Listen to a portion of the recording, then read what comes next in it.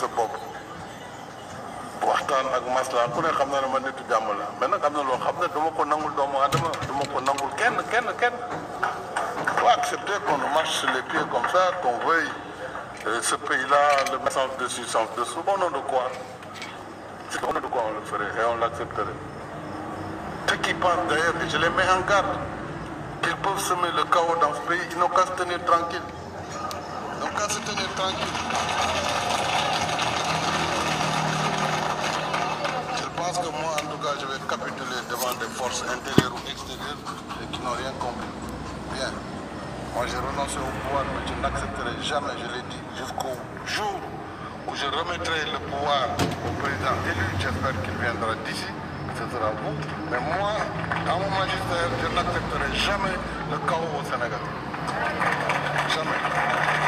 Maintenant, ceux qui veulent le tenter, ils n'ont qu'à essayer, puis on verra bien. Quand même. Ça suffit. N'inquiétez pas. Ils vont détruire le pays comme ça.